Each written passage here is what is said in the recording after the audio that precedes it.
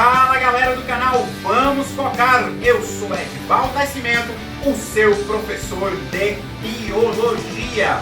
O tema da aula de hoje é Biossíntese Proteica. Se você ainda não se inscreveu no meu canal, o canal Vamos Focar, inscreve aí, aperta o sininho e dá aquele joinha. Ajude o profissional da educação a continuar gravando essas deliciosas aulas para você. Me segue nas redes sociais, me segue no Instagram e no Facebook. Minhas redes sociais estão aqui e eu quero você comigo. Vamos à aula. Vamos focar.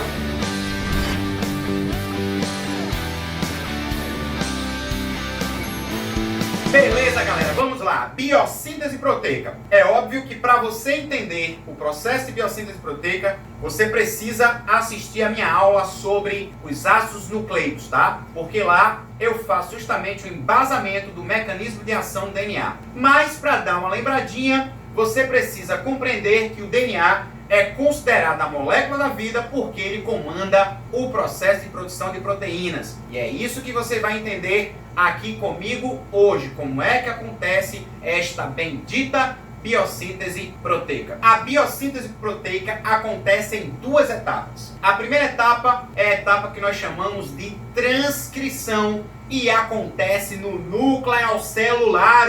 A segunda etapa nós chamamos de tradução e acontece no citoplasma celular. A transcrição acontece no núcleo celular e ocorre a partir do momento que o DNA sofre a ação de uma enzima chamada RNA polimerase, que é responsável pela produção do RNA mensageiro. O RNA mensageiro carrega as informações do DNA. Só que tem um porém. Lembra que lá na minha aula sobre ácidos nucleicos eu disse que a fita de DNA é formada pelas bases nitrogenadas, adenina pareando com a timina, guanina pareando com a citosina e assim sucessivamente. Ok, quando o DNA repassa as informações de um dos lados da fita para o RNA mensageiro, esse repasse de informações ocorre através do sequenciamento de trincas. Esse sequenciamento de trincas no RNA nós iremos chamar de códon. É justamente um conjunto de 3 bases nitrogenadas ou uma trinca de 3 bases nitrogenadas que irá compor o RNA mensageiro. Então, memoriza aí. O códon é uma trinca de bases nitrogenadas e compõe o RNA mensageiro. Bem, quando o RNA mensageiro é formado a partir do processo de transcrição no núcleo celular, o RNA mensageiro recebe as bases nitrogenadas organizadas em trincas. Cada trinca eu vou chamar de códon. E a presença dos códons no RNA mensageiro irá determinar a entrada do aminoácido de acordo com a leitura do ribossomo no próprio RNA mensageiro. Depois que o RNA mensageiro é formado no núcleo, ele passa pelos poros da membrana que envolve o núcleo celular, que no caso é a carioteca, né? Esses poros são chamados de poros anuli, e agora ele irá se agregar ao retículo endoplasmático rugoso, onde nós encontramos os ribossomos. Lembrando que o retículo endoplasmático rugoso, ele envolve a estrutura nuclear. E ali nós teremos 95, 98% de toda síntese proteica que ocorre meio intracelular. É por isso que a gente diz que o retículo endoplasmático rugoso também é responsável pela síntese proteica, porque ele está agregado à estrutura do ribossomo. Então, quando o RNA mensageiro entra no ribossomo presente no retículo endoplasmático rugoso, irá iniciar o processo que nós chamamos de tradução, que ocorre no citoplasma celular, onde o RNA mensageiro irá entrar no circuito de leitura do ribossomo. Só para lembrar, o ribossomo ele apresenta 2 sítios. Apresenta o sítio A, também chamado de aminoácido, e apresenta o sítio P, também chamado de sítio peptidil. O sítio A é responsável pela leitura dos códons presentes no RNA mensageiro.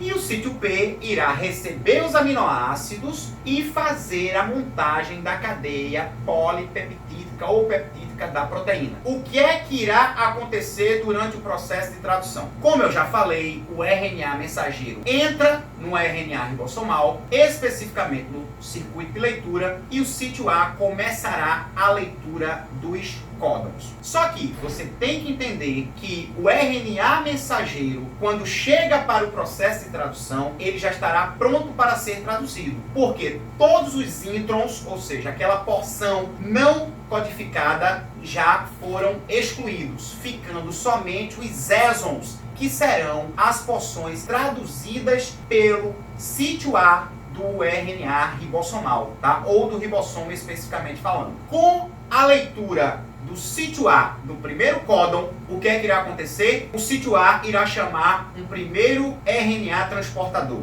tá? Porque cada códon, que é formado por uma trinca de bases nitrogenadas, equivale a um aminoácido. E aí o que é que vai acontecer? Quando o sítio A faz a leitura no primeiro códon, ele chama o primeiro aminoácido que é trazido pelo RNA transportador. Na ponta do RNA transportador existem também 3 bases nitrogenadas, que nós chamamos de anticódon. O anticódon, ele faz o pareamento das trincas no códon para identificar se o aminoácido chamado é realmente o aminoácido que entrou junto com o RNA transportador. De um modo geral, em todos os eucariontes, o primeiro aminoácido que entra para a síntese proteica é sempre a metionina. A metionina, ela abre a síntese proteica em todos os eucariontes. Nos procariontes, quem abre a síntese proteica é um outro aminoácido chamado F-metionina, também conhecida como formilmetionina. O que é que acontece agora? Quando o sítio A faz a leitura no primeiro códon,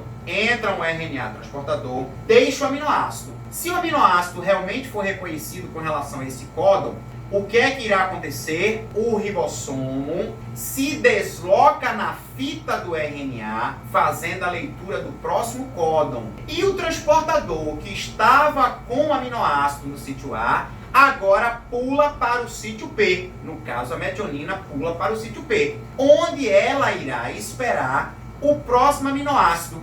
E aí, lentamente, o ribossomo fará a leitura em todos os códons do RNA mensageiro, mandando esses aminoácidos para o sítio P, que consequentemente serão aglomerados através das ligações peptídicas, formando justamente uma molécula de proteína. Quando o ribossomo termina a leitura de todos os códons do RNA mensageiro, a leitura do ribossomo no RNA mensageiro acaba e nós teremos uma proteína que será liberada do sítio P por reações de hidrólise. Então, o que é que vai acontecer aí? Eu vou ter uma proteína produzida no final do processo da biossíntese proteica, que ocorre através de 2 etapas, uma chamada de transcrição, que ocorre no núcleo, e a outra chamada de tradução, que ocorre no citoplasma celular. Essa foi a aula de hoje. A aula foi uma delícia.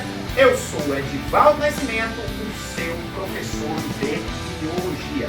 Valeu, galera. Se inscreva no meu canal, o canal Vamos Focar, aperte o sininho e dá aquele joinha. Até a próxima aula e um forte abraço!